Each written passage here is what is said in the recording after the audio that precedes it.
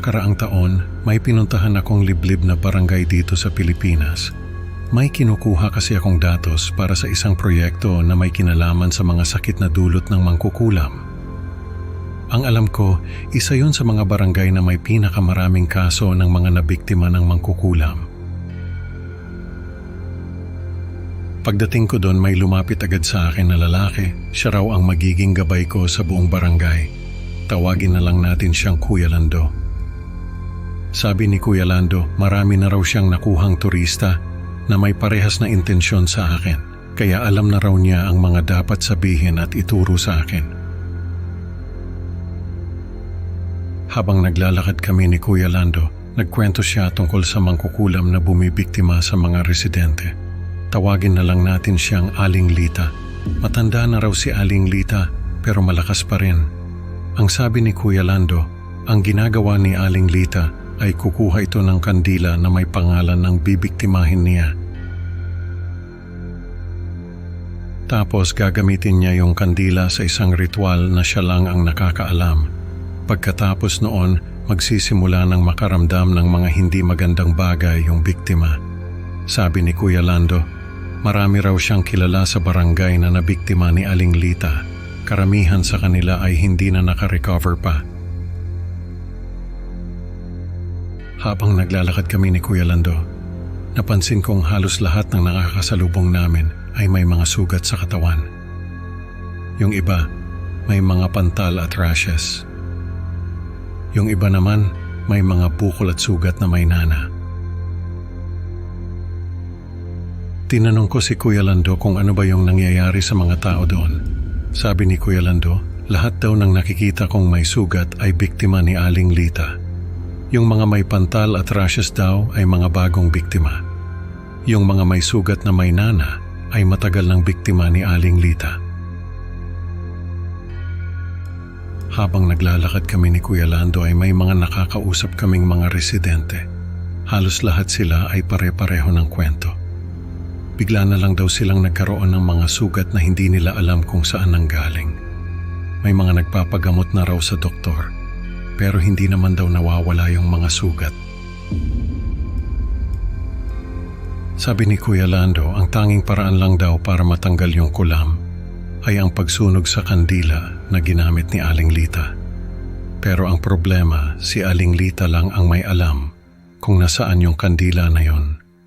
Kaya karamihan sa mga biktima niya ay hindi na talaga nagagamot. Nung hapon na ay niyaya na ako ni Kuya Lando na umalis. Bago kami maghiwalay ay may binigay siya sa akin. Isang itim na kandila na may nakaukit na pangalan. Sabi ni Kuya Lando, isa raw yun sa mga kandila na ginamit ni Aling Lita. Regalo na lang daw niya sa akin. Pag-uwi ko ay naisip ko na baka pwedeng ibenta ko yung kandila. Siguradong may bibili nun, lalo na at may pangalan pa. Pero bago ko pa man maisakatuparan yung balak ko, ay may nangyari sa akin. Nung gabing yon ay bigla na lang akong nagkaroon ng lagnat. Nanginginig ako sa sobrang ginaw. Tapos yung mga buto ko ang sakit-sakit. Nung sumunod na araw ay hindi pa rin nawawala yung lagnat ko. Tapos nagkaroon na ako ng mga pantal sa katawan. Parang may kumakagat sa akin ng mga insekto. Hindi ko na alam ang gagawin ko noon. Nung sumunod na araw ay nagkaroon na ng mga sugat na may nana yung mga pantal ko. Tapos yung mga buto ko, parang may tumutusok sa mga yon. Hindi ko na alam ang gagawin ko noon. Hanggang sa naisip ko na baka si Aling Lita ang may kagagawan ng lahat ng yon. Siguro ay pinakulam niya ako. Nung gabing yon ay may narinig akong kumakaluskos sa labas ng bahay. Sumilip ako sa bintana at nakita ko si Aling Lita. May hawak siyang manika na may mga karayom. Tapos may sinasabi siyang mga kataga na hindi ko maintindihan. Dun ko na nakumpirma na ako nga ang pinakulam ni Aling Lita. Ang ginawa ko ay kumuha ako ng kandila na bigay sa akin ni Kuya Lando. Sinindihan ko yon at binasa yung pangalan na nakalagay doon. Paulit-ulit kong binanggit yung pangalan na yon. Habang ginagawa ko yon, ay naririnig ko na nagwawala si Aling Lita sa labas. Sumilip ako sa bintana at nakita ko na nagliliyab yung katawan niya. Tapos nagsisisigaw siya na parang nasasaktan. Nung mga oras na yon ay wala na akong pakialam sa kanya. Ang tanging nasa isip ko ay ang kaligtasan ko. Kaya paulit-ulit kong binanggit yung pangalan na nakalagay sa kandila. Hanggang sa makita ko na halos malusaw na yung katawan ni Aling Lita. Nung sumunod na araw ay nagulat na lang ako nung malaman ko na natagpo ang patay si Aling Lita sa bahay niya.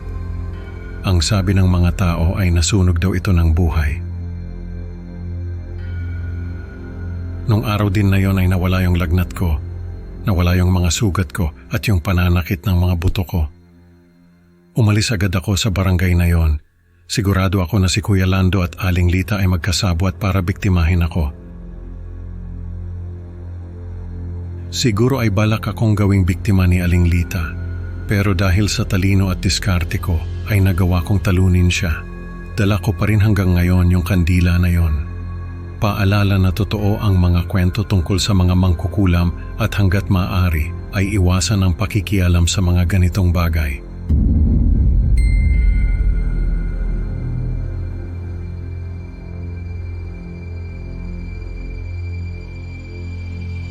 May kilala akong isang tatay na may anak na babae. Sa isang liblib na baryo sila nakatira, sa isang kubo na walang kuryente at hindi naaabot ng signal. Sa gabi, ang bonding ng mag-ama ay ang pagkukwento ni tatay kay bunso. Ang sabi ni tatay, napakarami na raw niyang naibahaging kwento sa anak niya. Halos lahat ng mga kwentong pambata ay naikwento na niya, pati mga kwentong bayan at alamat. Kaya isang gabi naisipan daw ni tatay na mag-imbento ng sarili niyang kwento. Nagsimula raw siya sa isang prinsesa na nakulong sa isang tore. Pero dahil hindi siya sanay sa ganong klaseng kwento, ay kung saan-saan na raw napunta yung takbo ng kwento niya. Nagkaroon daw ng mga demonyo sa kwento niya at sa hindi niya maipaliwanag na dahilan, ay napachant siya ng mga salita na hindi niya naman alam kung saan nanggaling. Nung matapos daw siya, ay nakita niyang nakatulog na yung anak niya. Kaya natulog na rin siya. Kinabukasan ay nagising siya sa sigaw ng anak niya. Nakaupo raw ito sa kama at tinuturo yung sulok ng kwarto nila.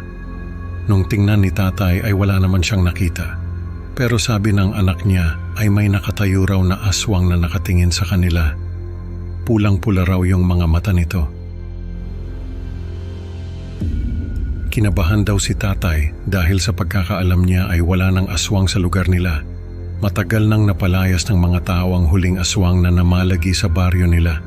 Pero dahil sa takot ng anak niya, ay sinubukan niyang hanapin yung aswang na tinuturo nito. Wala naman siyang nakita. Sa mga sumunod na gabi ay may mga kakaibang nangyari sa bahay nila tatay. Yung mga laruan daw ng anak niya ay naayos sa sahig sa hugis ng mga simbolo na hindi niya maintindihan. Yung anak naman niya ay nakakausap daw ng mga salita na hindi niya maintindihan. Nung tanungin niya, ay sabi ng anak niya ay may kinakausap daw itong tao sa labas ng bahay. Sa mga sumunod na araw ay napansin ni tatay na madalas na nagdodrawing ng mga simbolo yung anak niya. Tapos ay may binubulong ito ng mga salita na hindi niya maintindihan. Nung tanungin niya, ay sabi ng anak niya ay may kausap daw itong tao sa labas ng bahay. Nung tanungin niya kung ano yung sinasabi ng tao, ay yun din daw ang sinasabi ng anak niya. Kinabahan si tatay dahil naisip niya na baka yung aswang na nakita ng anak niya ay nasa paligid lang at kinakausap pa yung anak niya. Nung tanungin niya kung ano yung mga simbolo na dinodrawing nito, ay sabi ng anak niya ay yun daw ang mga mangyayari sa hinaharap. Hindi raw maintindihan ni tatay ang ibig sabihin ng anak niya. Pero nung makita niya yung mga simbolo, ay doon na siya kinabahan. Yung isang simbolo kasi ay katulad ng simbolo ng relihiyon ng kapitbahay nila. Yung isa naman ay simbolo ng isang brand ng sigarilyo na paborito ng isa pa nilang kapitbahay. Yung isa ay simbolo ng isang brand ng tsinelas na suot ng isang kaibigan ni tatay. Ang huling simbolo ay simbolo ng isang brand ng gatas na paborito ng anak ni tatay. Kinabahan si tatay dahil naisip niya na baka yung ibig sabihin ng anak niya ay may mangyayaring masama sa mga taong may kinalaman sa mga simbolo. At sa anak niya mismo, nung tanungin niya kung sino yung kinakausap nito, ay sabi ng anak niya ay yung demonyo raw na kinuwento ni tatay. Doon naalala ni tatay yung kwento na inimbento niya para sa anak niya. Hindi raw niya alam kung ano yung mga salitang sinabi niya sa kwento niya, pero sa tingin niya ay nakapag-conjure siya ng isang demonyo na ngayon ay kinakausap ang anak niya. Doon na nagdesisyon si tatay na protektahan ang anak niya sa aswang na nakikita nito. Naglagay siya ng mga bawang sa paligid ng bahay nila. Naglagay ng mga anting-anting sa ilalim ng kama nila. Nag-aral ng mga ritual na pangontra sa aswang. Pero kahit anong gawin niya ay hindi pa rin nawawala yung aswang na nakikita ng anak niya. Sa katunayan ay parang lalo pa itong lumalapit sa kanila dahil sa mga sumunod na araw ay yung mga simbolo na dinodrawing ng anak niya ay nagkatotoo. Namatay yung kapitbahay nila na may simbolo ng relihiyon. Namatay din yung kapitbahay nila na may paboritong sigarilyo. Namatay yung kaibigan ni tatay na may paboritong tsinelas. At sa huli ay nagkasakit yung anak ni tatay. At yun na lang yung oras na naisip ni tatay na atakihin yung aswang na kinakausap ng anak niya. Dahil sa mga kakaibang ginagawa ni tatay sa kubo nila, ay natakot na yung ibang mga tao sa baryo. Hindi na sila dinadalaw dahil sa mga kakaibang marka na nakadrawing sa pader ng kubo nila. Pati yung mga barricade na nilagay ni tatay sa paligid ng kubo nila. Isang gabi ay may malakas na bagyo, nag-blackout sa lugar namin. Nung gabing yon ay nakita ko si tatay na naglalakad sa bakuran nila.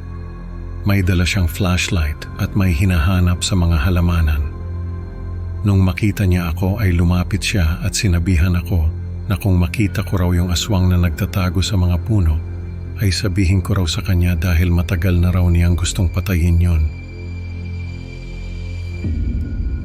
Nung mga oras na yon ay hindi ko alam kung anong sinasabi ni tatay.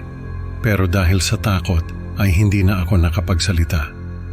Pumasok na lang ako sa bahay namin.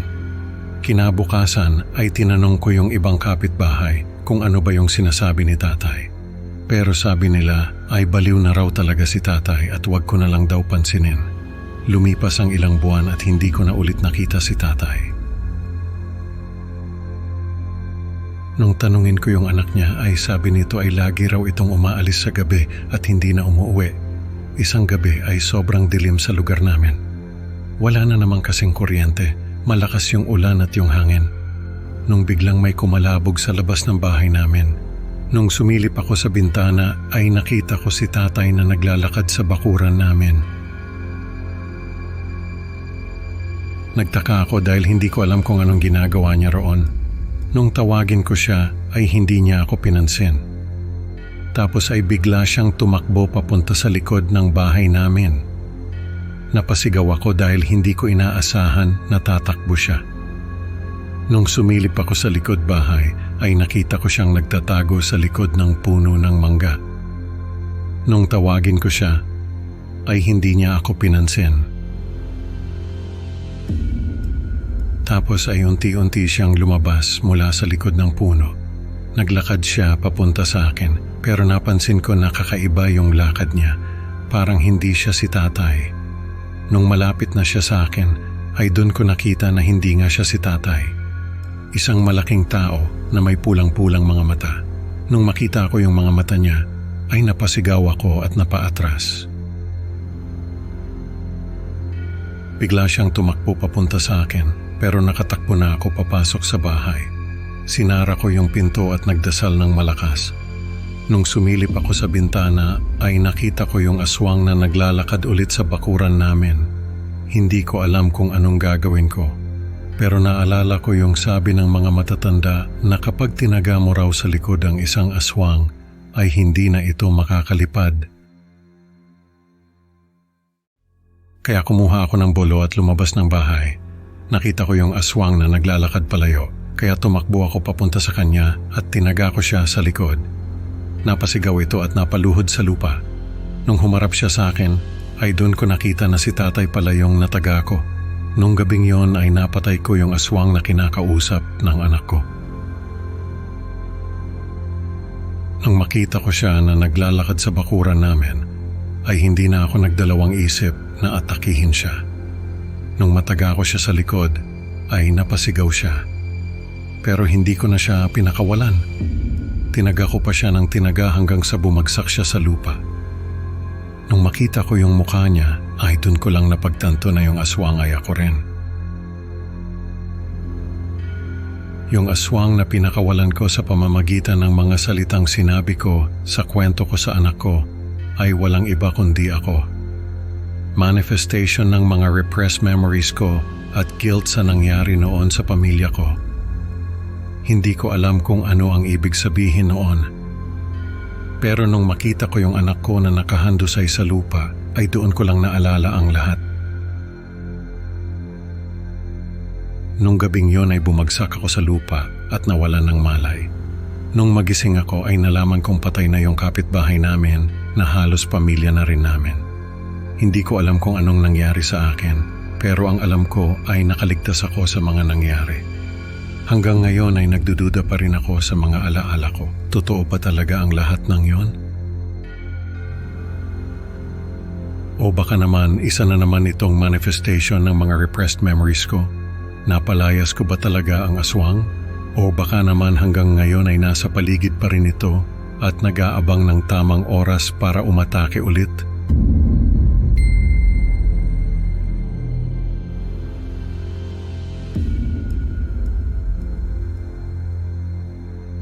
Magandang araw po, ako po si Chona. Gusto ko lang i-share sa inyo yung isang kakaibang karanasan ko. Nung nakaraang taon, umuwi ako sa amin sa probinsya kasi nagkasakit yung mama ko. Yung bahay namin nasa gitna ng kagubatan, liblib na lugar. Wala kaming kapitbahay, malayo yung mga kamag-anak namin kaya ako lang ang inaasahan ni mama na mag-aalaga sa kanya. Nung makarating ako sa amin, nagulat ako sa itsura ni mama. Halatang hindi na siya lumalabas ng bahay. Ang dumi ng itsura niya, ang dumi ng bahay. Yung mga bintana, sarado, yung mga pinto, nakalak. Tapos nung gabing yon, habang natutulog kami, may naririnig akong kaluskos sa bubong. Parang may naglalakad na tao. Nung kinaumagahan, sinilip ko yung bubong namin. May mga bakas ng paa. Nung tinanong ko si mama kung alam niya kung kaninong bakas yun, sabi niya, baka raw sa diwata. Nung una, akala ko nagbibiro lang si mama, pero seryoso siya. Sabi niya, may diwata raw na nakatira sa puno ng balete malapit sa bahay namin. Sabi ko, baka aswang yung naririnig niya sa bubong? Pero sabi ni mama, hindi raw aswang yon kundi diwata. Sabi niya minsan daw ay nakikita niya itong naglalakad sa bubong namin. Isang babaeng napakaganda na may mahahabang buhok. Sabi ko, baka multo lang ang nakikita niya. Pero nagmatigas si mama. Diwata raw talaga ang nakikita niya. Nung sumunod na gabi, narinig ko na naman yung kaluskos sa bubong. Sinilip ko sa bintana pero wala akong nakita. Ganun ang nangyari sa mga sumunod na gabi. Lagi akong nag-aabang sa bintana pero wala akong nakikita. Hanggang sa isang gabi, nakakita ako ng anino sa bubong. Para talaga siyang tao na naglalakad doon. Nung sumunod na gabi, nagdala ako ng flashlight at saka baril. Pagkakita ko sa anino, lumabas ako ng bahay. Hinanap ko yung anino pero wala akong nakita. Tapos, bigla akong nakarinig ng kaluskos sa likod. Paglingon ko, nakita ko yung isang babae na nakatayo sa bubong. Ang haba ng buhok niya, yung buhok niya halos umabot na sa sahig. Ang puti ng balat niya, nakasuot siya ng puting damit. Nung makita ko siya, binaril ko siya. Tumama yung bala sa bubong, tumakbo siya papunta sa likod ng bahay. Hinabol ko siya pero hindi ko na siya nakita. Nung bumalik ako sa loob, nakita ko si mama na nakatayo sa may pinto. Sabi niya, Di ba raw niya sinabi sa akin na diwata ang naririnig niya sa bubong? Sabi ko, pasensya na pero natatakot lang ako para sa kanya. Baka raw kasi aswang ang umaaligid sa amin. Sabi ni Mama, wag daw akong mag-alala dahil yung diwata ay hindi naman daw masama. Nagtataka lang daw yon sa mga tao at gusto kaming makilala. Nung sumunod na gabi, narinig ko na naman yung kaluskos sa bubong. Pero sa pagkakataong yun, hinayaan ko na lang. Nung kinaumagahan sinilip ko yung bubong, wala na yung mga bakas ng paa. Nung tanungin ko si Mama, sabi niya, kinausap daw niya yung diwata at pinakiusapan na wag na lang magparamdam sa akin. Nung umalis ako sa amin, sinabi ko kay Mama na balitaan niya ako kung sakaling magparamdam ulit yung diwata. Pero sabi niya, wag daw akong mag-alala dahil hindi naman daw masama yung diwata.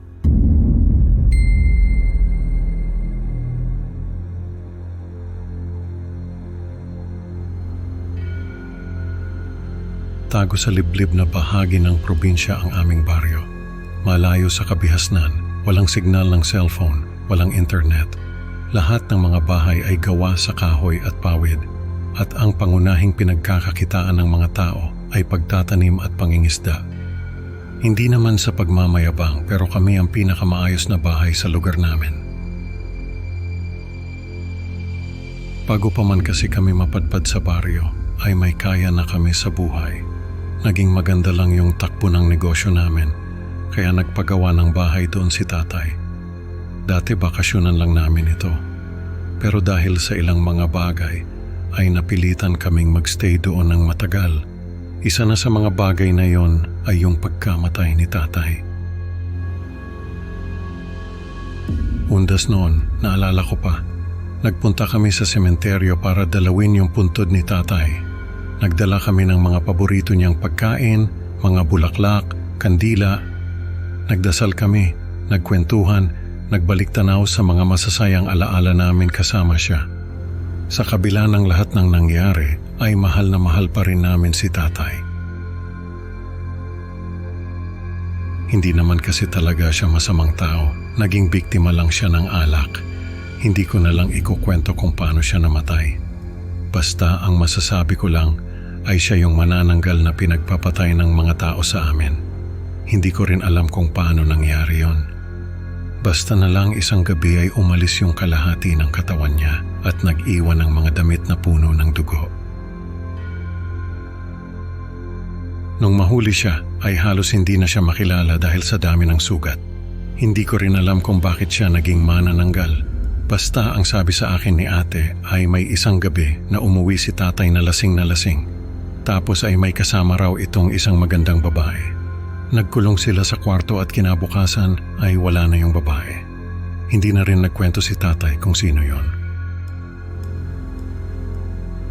Siguro ay yung babae ang nagmanananggal sa kanya. Si Ate ang nagsabi sa akin ng lahat ng ito. Siya ang kasama ko sa bahay. Siya ang nag-alaga sa akin nung mawala si Tatay. Hindi ko alam kung saan kumuha ng lakas ng loob si Ate. Siya yung nakahuli kay Tatay na manananggal. Siya rin yung nagdala sa akin sa bahay ng mga kapitbahay namin para doon muna magpalipas ng gabi. Habang naghahanap ng kalahating katawan si Tatay, siya rin yung nagdala sa akin sa bahay ng mga kapitbahay namin para doon muna magpalipas ng gabi habang naghahanap ng kalahating katawan si Tatay. Siya rin yung nakipag-usap sa mga kapitbahay namin para tulungan kaming hulihin si Tatay at tapusin ang lahat ng kalbaryo na dulot niya sa amin.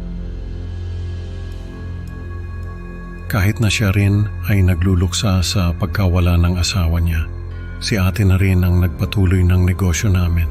Siya ang nag-aasikaso ng lahat. Ako naman ay tumutulong sa mga gawain sa bahay.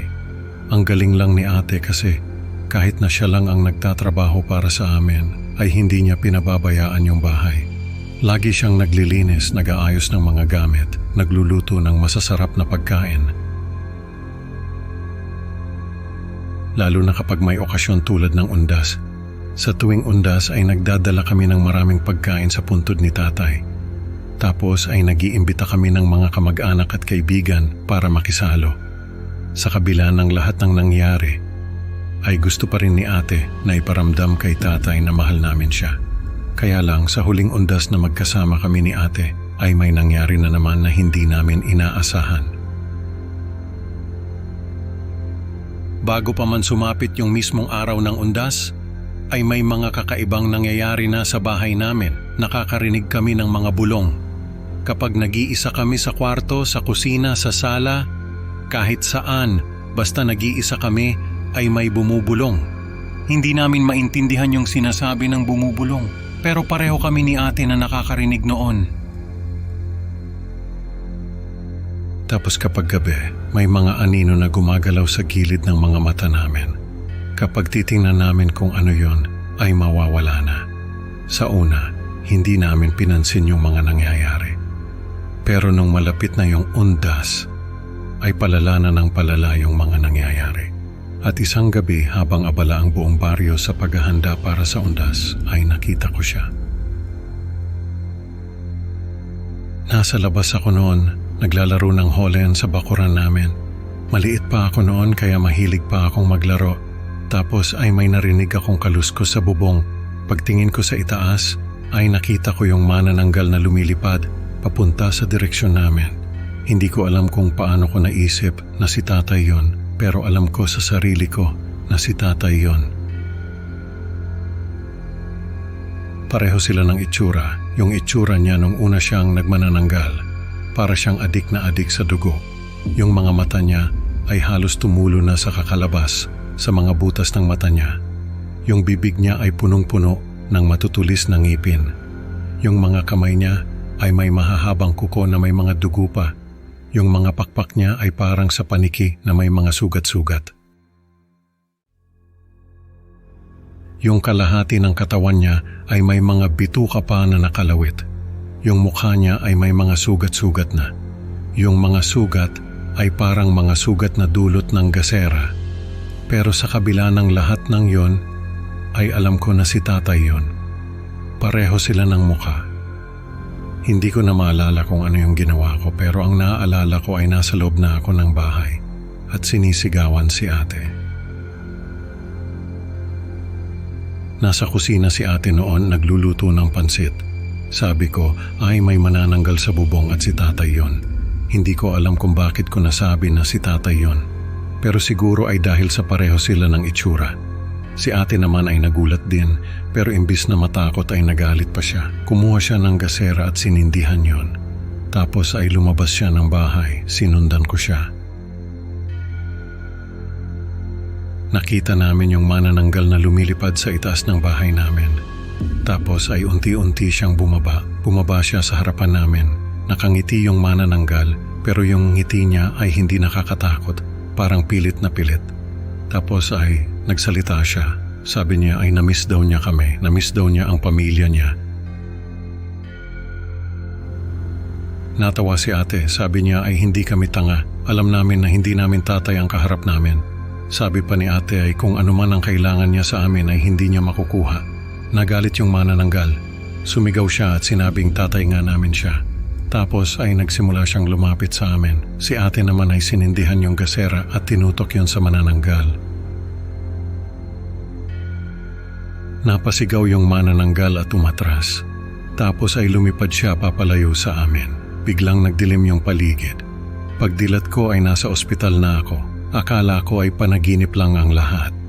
Pero nung dumalaw kami sa puntod ni tatay nung undas, ay napagtanto ko na hindi si tatay ang kalaban namin. Ang kalaban namin ay yung manananggal na nagmanananggal kay tatay. Siguro ay ginagaya niya yung itsura ni tatay para takutin kami. Pero hindi siya nagtagumpay dahil hindi siya kinatakutan ni ate. Ililigtas ko sana si ate pero nauna na siyang sumugod sa manananggal. Hindi ko na alam yung nangyari dahil nawalan ako ng malay. Sa susunod na undas ay dalawin niyo naman si ate.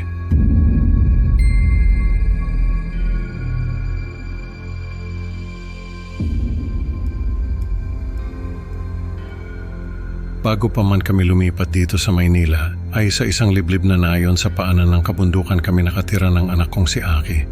May nirerentahan kaming lumang bahay doon. Sabi ng may-ari ay may mga turista raw na nagrerenta doon kapag tag-init. Pero sa tuwing tag-ulan ay walang gustong tumira doon kasi nga medyo malayo sa kabihasnan. Kaya naman nang alukin nila kami na doon muna tumira ay pumayag kami. May mga naririnig kaming kwento tungkol sa bahay na yon. Sabi nila ay haunted daw yon. Maraming kababalaghan ang nangyayari doon. Minsan pangaraw ay may mga aswang na sumusugod doon kapag may mga turistang nakatira. Pero dahil nga sa wala kaming choice at kailangan naming makalipat sa lumang apartment na tinitirhan namin, ay tinanggap namin yung alok ng may-ari. Ang bahay ay nasa gilid ng isang kagubatan. Sabi ng mga kapitbahay ay maraming nilalang ang nakatira sa kagubatan na yon. Mga duwende, diwata, tikbalang, aswang at kung ano-ano pa. Sabi pa nila ay may isang higanteng kapre na nakatira sa pinakamalaking puno ng balete doon sa kagubatan. Yung puno ng balete na yon ay malapit sa bintana ng kwarto ng anak ko. Nung una ay hindi ko pinapansin yung mga kwento ng mga kapitbahay. Akala ko ay mga alamat lang yon na pinapasapasa nila sa isa't isa. Hanggang sa isang araw ay kinausap ako ng anak ko. Sabi niya sa akin ay may bago raw siyang kaibigan. Ang pangalan daw ng kaibigan niya ay Higanteng Mabait. Sabi ni Aki ay pinagmamasdan daw siya ng Higanteng Mabait mula sa sanga ng puno ng balete. Nung una ay nag-alala ako. Sabi ko baka may taong nagmamasid sa anak ko.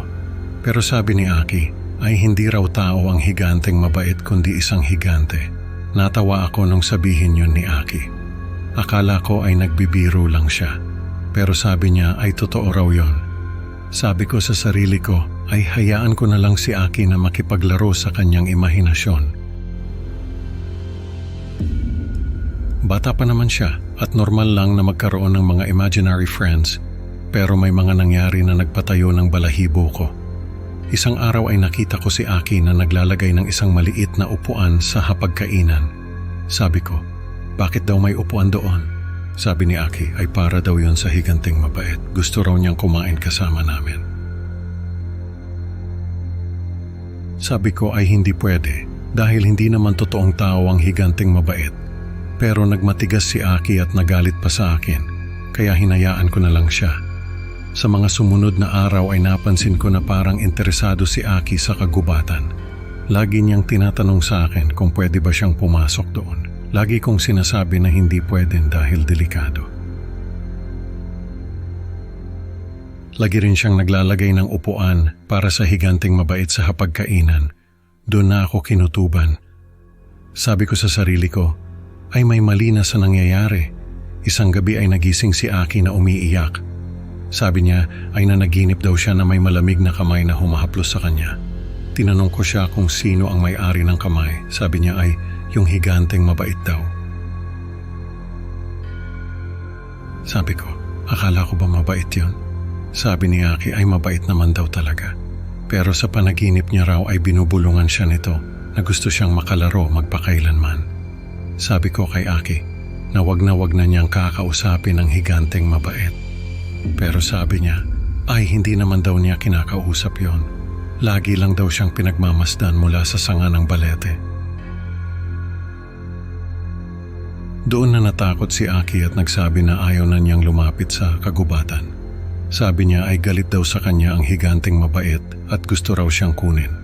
Doon na ako nagdesisyon na ipako yung bintana ng kwarto ni Aki. Sabi ko sa sarili ko, ay kailangan kong putulin ang koneksyon ng anak ko sa Higanteng Mabait na yon. Hindi ko man alam kung ano yon, ay nararamdaman ko na hindi yon mabuti para kay Aki. Isang gabi ay nagising ako dahil sa naririnig kong mga kaluskos. Paglabas ko ng kwarto ay nakita ko si Aki na naglalakad papunta sa kagubatan. Nakapikit siya at parang may hinihila sa kanya. Takot na takot ako noon. Tinakbo ko siya at niyakap ng mahigpit. Pagkatapos noon ay tumakbo kami papasok ng bahay. Kinabukasan ay tinawag ko si Tatang Nestor.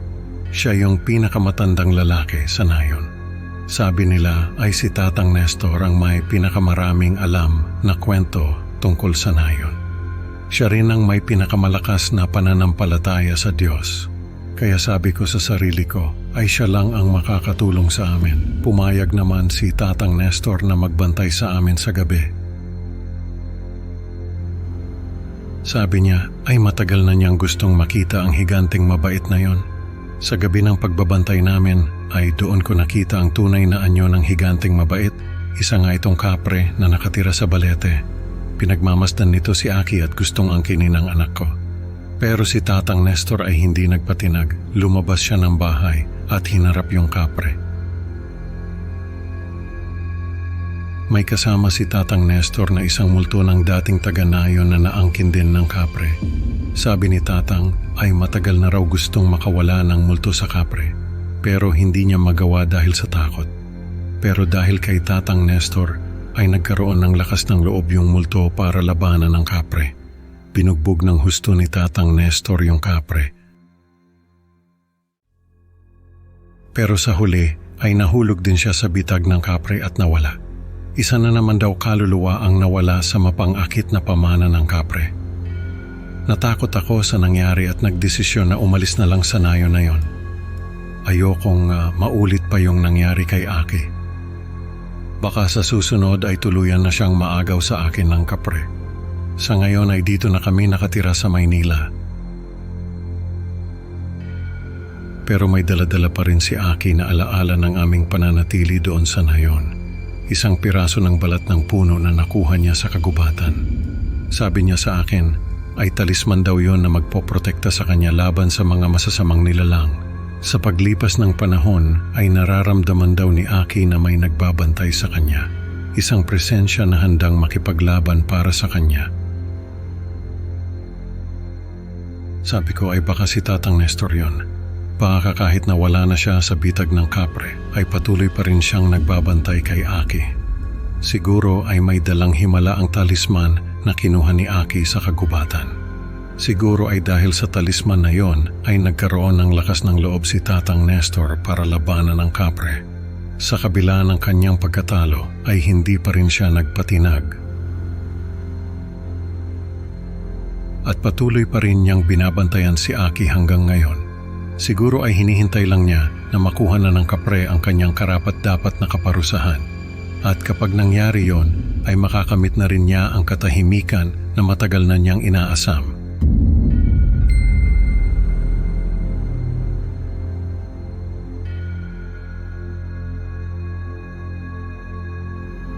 Hello po sa lahat ng nakikinig. Ako po si Kuya Danny. Mayroon po akong kwento na sana po ay magustuhan ninyo. Naganap ito noong 19 years old ako.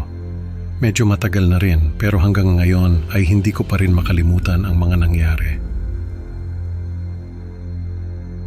May mga bagay na hindi ko maipaliwanag pero sana ay kayo na lang ang bahalang humusga kung ano ba talaga ang nangyari sa akin. Galing ako noon sa Maynila, doon ako nag-aaral. Umuwi ako sa probinsya namin dahil sa libing ng isang kamag-anak. Sa probinsya namin, may isang bundok na tinatawag na bundok ng Halimaw.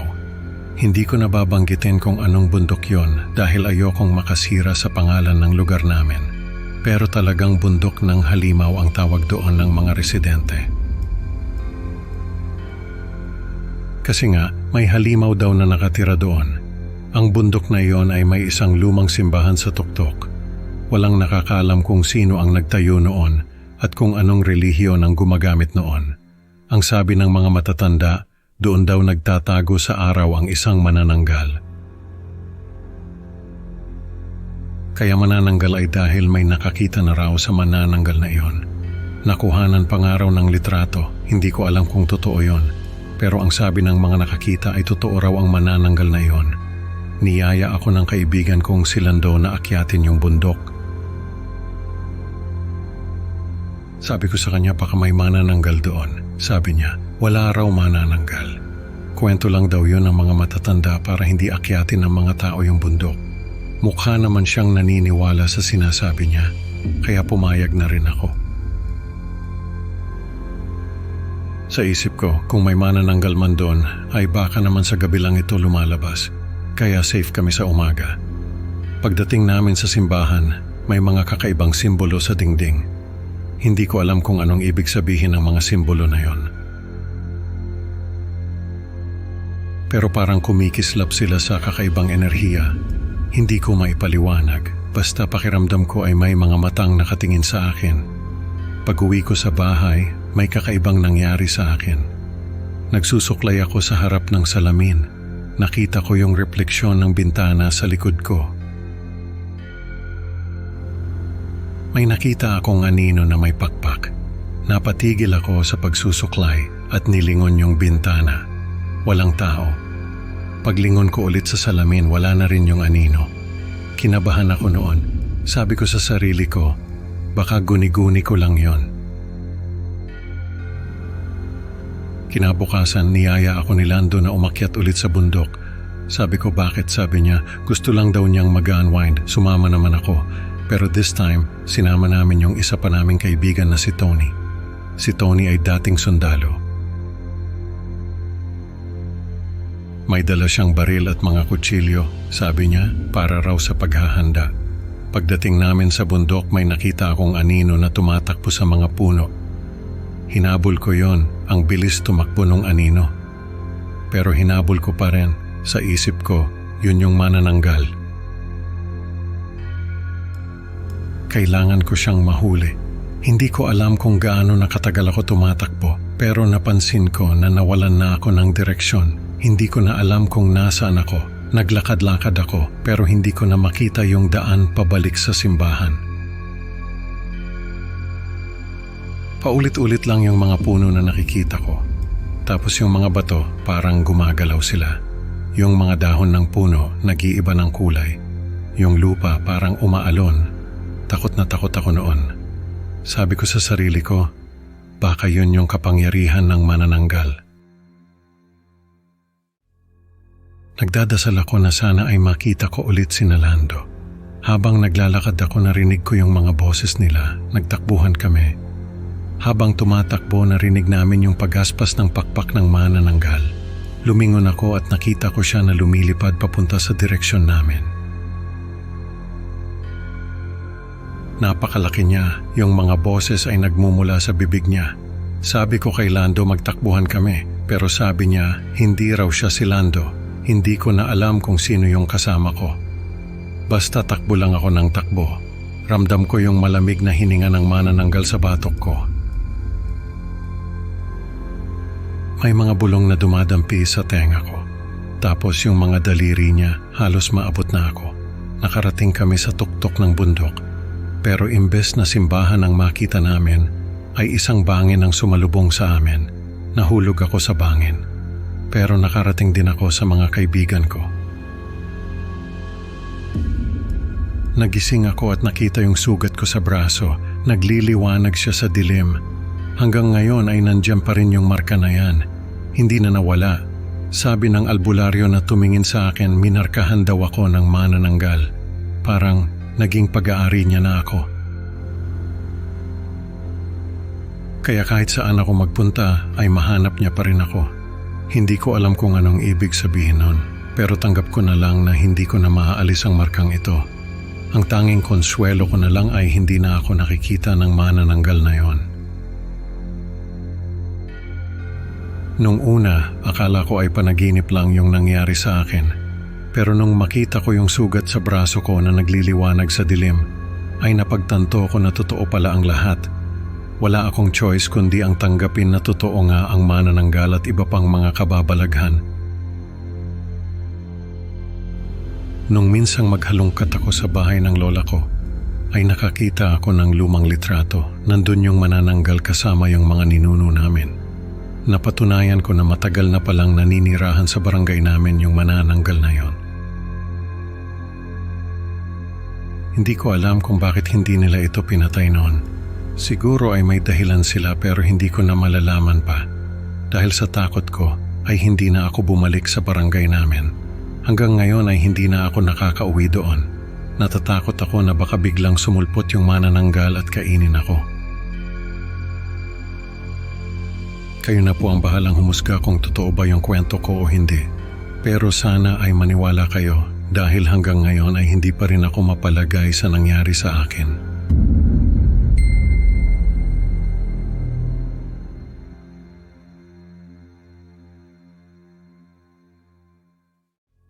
May kilala akong albularyo sa amin na ang pangalan ay Aling Lita. Siya ang pinupuntahan ng mga tao kapag may mga karamdaman na hindi kayang gamutin ng mga doktor. Yung mga sakit na dulot ng kulam, parang o nausog ng mga espiritu. Si Aling Lita ang tinatakbuhan ng mga tao sa amin para magpagamot. Nung minsang may handaan sa kanila, nagkuwento siya ng isang karanasan na ayon sa kanya ay nagbigay sa kanya ng matinding takot sa mga espiritu. Sabi niya, ayaw niya sanang magkwento dahil baka raw ay mawalan ng tiwala sa kanya ang mga tao sa kakayahan niya bilang manggagamot. Pero dahil mga kaibigan naman daw niya ang naroon sa handaan, ay nagtiwala siya sa amin na hindi namin ipagkakalat ang kwento niya. Pero heto nga at ikukwento ko sa inyo. Nagsimula raw ang lahat nung bata pa siya. Sabi ni Aling Lita, lumaki siya sa isang baryo na napapaligiran ng mga kwento tungkol sa mga anito at engkanto. Mahigpit ang utos ng mga magulang nila na huwag lalapit sa gubat na nasa dulo ng baryo dahil sagrado raw iyon at tirahan ng mga anito. Sa murang edad ay natutunan na raw ni Aling Lita na matakot sa mga hindi nakikita. Ang tatay niya ay isang magsasaka na napakaraming kwento tungkol sa mga anito. Ang tatay niya raw kasi ay sa sagradong gubat nagtatanim ng mga pananim. Isang beses daw ay nakauwi yung tatay niya na may mga sugat sa mukha at katawan. Kinuwento ng tatay niya na habang nag-aani raw ito ng mga tanim, ay bigla na lang siyang sinugod ng mga baboy ramo. Hindi raw niya alam kung saan nagmula ang mga baboy ramo dahil wala naman daw siyang nakita ng mga iyon. Basta naramdaman na lang daw niya na sinasalakay na siya ng mga iyon. Nagtakbuhan daw palabas ng gubat yung tatay niya at saka lang nawala yung mga baboy ramo.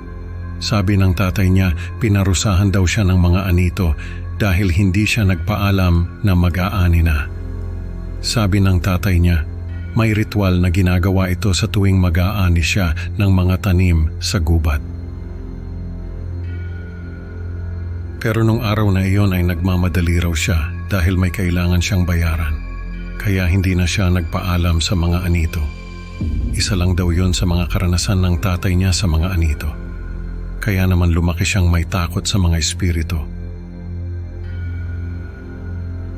Pero ang pinaka-traumatic na karanasan daw ni Aling Lita ay yung minsang nawala ang isa niyang kaibigan.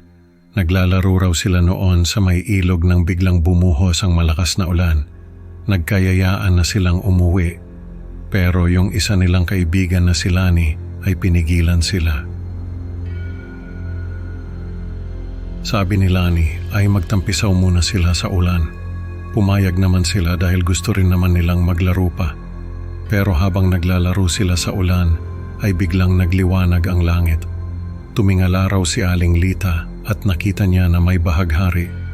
Tapos ay nakita niya na si Lani ay nakatayo sa gitna ng ilog at parang may kinakausap.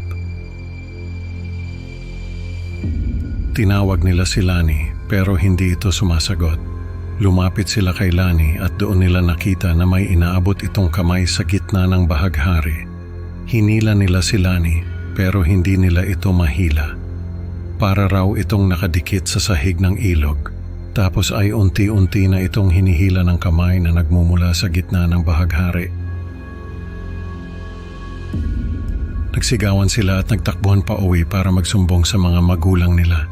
Pero nung bumalik sila sa ilog kasama ang mga magulang ni Lani ay wala na ito roon. Pati yung bahaghari ay wala na rin. Hinanap nila si Lani sa buong baryo pero hindi na nila ito nakita. Sabi ng mga albularyo na nilapitan ng mga magulang ni Lani ay kinuha raw ito ng mga engkanto. Dahil hindi raw alam ni Lani ang tamang ritual kapag may bahaghari. Sabi ni Aling Lita, matagal siyang hindi nakatulog dahil sa nangyari kay Lani. Tuwing pipikit daw siya ay naaalala niya ang mga nangyari sa ilog. Dumating pa raw sa punto na kinailangan siyang gamutin ng albularyo dahil sa sobrang takot niya. Kaya naman nung lumaki siya ay natutunan niyang gamutin ang sarili niya. Dahil sa mga alaala ng tatay niya at ni Lani ay natutunan niyang matakot sa mga anito at engkanto. Pero nung minsang naglalakad siya sa gubat ay may nakasalubong siyang matandang babae. Binigyan siya ng matandang babae ng anting-anting at sinabi nito na hindi pa siya dapat mamatay. Nagulat siya at nagtanong kung bakit siya mamamatay. Pero hindi na siya sinagot ng matanda at naglakad na ito palayo. Pagtalikod niya ay wala na yung matanda. Hindi niya alam kung anong ibig sabihin ng matanda. Pero simula noon ay hindi na siya natatakot sa mga anito at engkanto. Dahil naisip niya na kung oras na niya ay oras na talaga niya. Pero dahil sa anting-anting na binigay ng matanda, ay nagkaroon siya ng lakas ng loob na harapin ang mga anito. Nung minsang may lumapit sa kanya para magpagamot ng anak na tinamaan ng engkanto, ay sinubukan niyang gamutin ang bata. Nagulat siya dahil gumaling yung bata. Simula noon ay nagkaroon siya ng reputasyon na manggagamot ng mga tinamaan ng espiritu. Ang kaso ay hindi niya magamot ang sarili niya. Dahil sa tuwing naaalala niya ang nangyari kay Lani ay bumabalik ang takot niya. Nung nakaraang taon ay napagdesisyonan ni Aling Lita na bisitahin yung ilog kung saan nawala si Lani.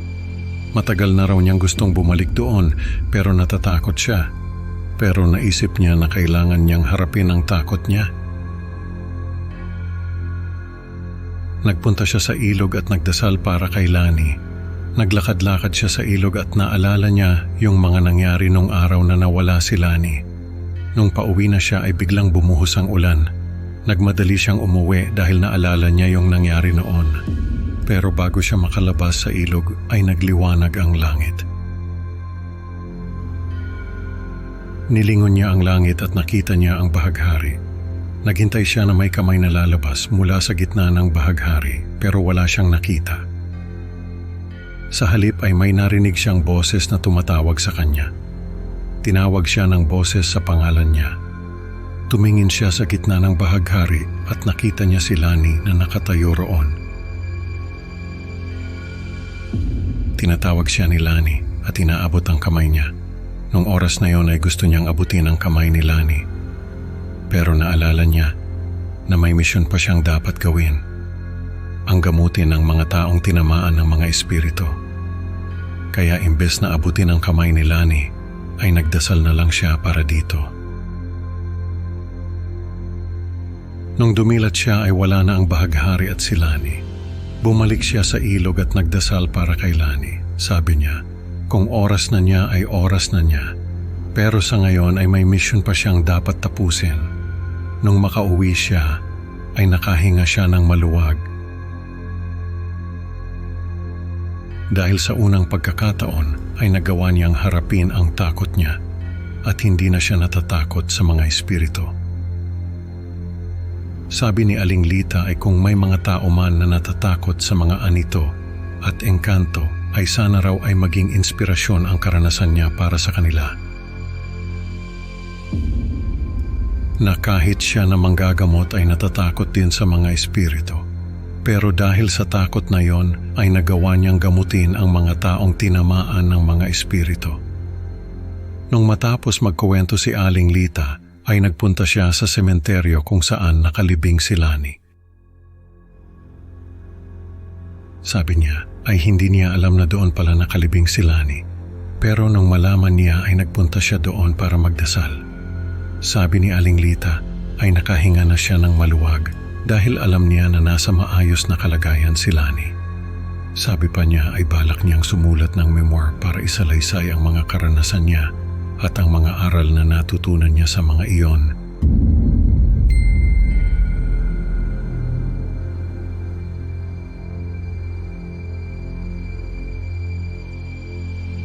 May kilala akong matanda na ang pangalan ay Lolo Terio. Bata pa ako noon at siya ay nasa 60s na. Si Lolo Teryo ay nakatira sa isang baryo na malapit sa amin. Sa pagkakaalam ko ay doon na siya tumira mula noong mamatay ang mga magulang niya. Bata pa lang siya ay ulila na siya sa ama at ina. Ang lolo at lola niya ang nagpalaki sa kanya. Sa baryo na iyon ay maraming kwento tungkol sa isang bahagi ng kagubatan na kung tawagin ng mga tao ay puno ng mga pangarap.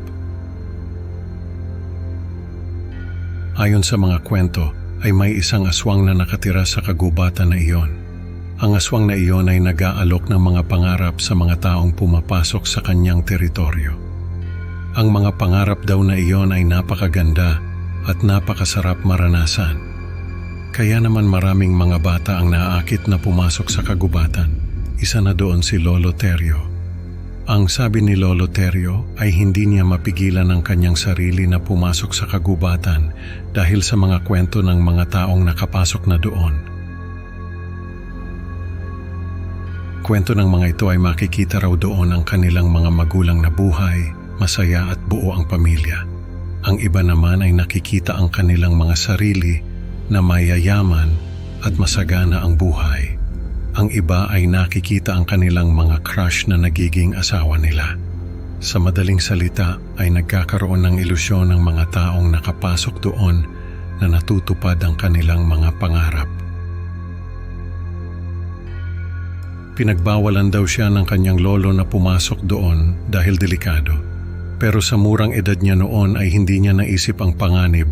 Ang gusto lang niya ay makita ang kanyang mga magulang at maranasan ang kaligayahan na nararanasan ng mga nakapasok doon. Kaya isang araw ay nagpunta siya sa kagubatan na iyon. Habang naglalakad siya ay may nakita raw siyang napakagandang nilalang. Parang diwata raw ito na nakaputi at nakangiti sa kanya. Nilapitan daw siya ng diwata at hinawakan sa kamay. Doon ay nakita niya ang kanyang mga magulang. Nakita niya na masaya silang tatlo. Niyakap siya ng kanyang mga magulang at sinabi na mahal siya ng mga ito. Niyakap din niya ang mga ito at doon ay naglaho ang mga ito. Nagtaka siya at nagalit dahil gusto pa niyang makasama ang kanyang mga magulang. Doon ay nagpakilala ang diwata na siya raw ay isang aswang. Nagulat siya at natakot. Pero sinabi ng aswang na hindi siya dapat matakot dahil kaibigan daw siya ng mga tao at tinutulungan niya ang mga ito na makamit ang kanilang mga pangarap. Pero ang mga pangarap daw ay panandalian lamang. Kaya kung gusto niyang makasama ang kanyang mga magulang ay bumalik siya roon at makikita niya ulit ang mga ito. Ginawa nga niya iyon. Halos araw-araw ay bumabalik siya sa kagubatan na iyon para makita ang kanyang mga magulang. Minsan ay nakikita niya ang mga ito na masaya. Minsan naman ay nakikita niyang buo ang pamilya nila at kasama pa ang mga lolo at lola niya. Minsan ay nakikita niya ang kanyang sarili na mayaman at maganda ang buhay. Ilang taon din na ganoon ang ginagawa niya. Hanggang sa mapagtanto niya na hindi habang buhay ay makakasama niya ang kanyang mga magulang. Dahil tatanda siya at mamamatay, at kapag nangyari iyon ay mag-isa na naman siya. Natakot siya sa naisip niya, kaya naisip niya na makipagkasundo sa aswang. Ang sabi niya rito ay gusto niyang makasama ang kanyang mga magulang habang buhay. At kung anuman ang hilingin ng aswang ay gagawin niya. Sabi ng aswang ay may hihilingin ito sa kanya. Ang bagay na iyon ay dapat na manggaling sa labas ng kagubatan. Dahil kapag nagdala siya ng bagay mula sa labas, ay nangangahulugan na nagtitiwala na siya sa aswang. Pumayag siya at naisip niya na magdadala siya ng nanganga. Dahil sa pagkakaalam niya ay ayaw ng mga aswang sa nganga. Kaya kapag binigyan niya ito ng nanganga ay baka matakot ito at hindi na siya gambalain. Nagpunta siya sa bahay nila at kumuha ng nanganga. Pagbalik niya sa kagubatan ay nakahanda na ang aswang at hinihintay siya. Sabi niya ay may dala siyang regalo para dito. Inabot niya ang nanganga at tinanggap naman ito ng aswang. Pero sa halip na matakot ay nagulat pa ito at natuwa Nagtaka siya dahil hindi iyon ang inaasahan niyang mangyayari. Biglang lumiwanag ang buong kagubatan at nakita niya ang kanyang mga magulang. Nakangiti ang mga ito at tinatawag siya, pero hindi na siya lumapit dahil alam niya na ilusyon lang ang mga ito. Sabi niya ay ayaw na niyang makasama ang kanyang mga magulang dahil alam niya na hindi iyon totoo. Natawa ang aswang at sinabing huli na ang lahat dahil nagdala siya ng bagay mula sa labas ng kagubatan. Kaya ang kaluluwa niya ay pagmamay-ari na ng aswang. Doon niya nakita ang tunay na anyo ng aswang. Napakapangit nito at napakaraming mata. Ang mga mata nito ay nagliliyab. Sinabi raw ng aswang na sa oras na iyon ay dapat ay kasama na niya ang kanyang mga magulang. Pero dahil sa ginawa niya ay makakasama niya ang mga ito habang buhay. Dahil magiging bahagi na siya ng kagubatan. Doon niya napansin na unti-unti na siyang nagiging puno. Sumisibol ang mga sanga sa kanyang katawan at hindi siya makagalaw. Napasigaw siya at tinawag ang kanyang mga magulang pero wala siyang nakuhang sagot. Naisip niya na kung magiging puno siya ay wala nang makakaalam sa nangyari sa kanya. Kaya sa huling pagkakataon ay nagawa niyang makagalaw at makatakbo. Sa hindi kalayuan ay may nakita siyang bolo. Kinuha niya iyon at tinaga ang aswang. Sigaw ng aswang ay hindi siya pwedeng saktan ng kahit na sino dahil siya ang reyna ng kagubatan. Pero tinaga pa rin niya ito ng tinaga hanggang sa mahati ang katawan nito. Ang katawan ng aswang ay tinapon niya sa ilog. Ang kalahati ay nilagay niya sa isang pampang at ang isa ay sa kabilang pampang. Dahil sa pagkakaalam niya ay hindi mabubuo ang isang aswang kapag pinaghihiwalay ang mga bahagi ng katawan nito. Pagkatapos noon ay tumakbo na siya pauwi. Kwento ni Lolo Terrio ay hindi niya alam kung paano niya nagawa ang lahat ng iyon. Pero nagpapasalamat siya at nagawa niya. Simula noon ay kinukwento niya sa mga bata ang nangyari sa kanya para magsilbing babala sa mga ito na huwag pumasok sa kagubatan. Si Lolo Terrio ay naging tagapagligtas ng aming lugar dahil sa ginawa niya. Pero hindi pa rin nawawala ang mga batang naaakit sa kagubatan. Siguro ay dahil sa kuryosidad ng mga ito. Kaya naman ay hindi na talaga mawawala ang mga taong makakaranas ng ganoong pangyayari.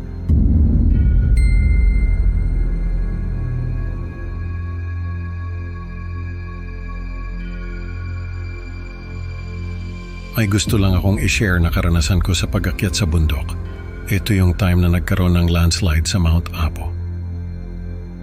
Noong 2018, hindi ko nasasabihin kung sino yung mga kasama ko dahil ayaw nilang malaman ng iba na sila yung mga kasama ko nung mangyari yung landslide na yon. Basta ang importante ay ako lang ang nakalabas sa bundok na yon. Hindi ko alam kung anong nangyari sa kanila. Ang huling alam ko ay nauna silang bumaba sa akin. Pero nung ako na yung bumaba, wala na sila.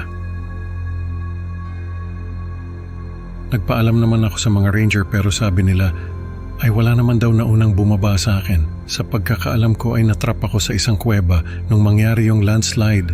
Napasok ako sa loob ng kuweba. Hindi ko alam kung anong nangyari sa mga kasama ko.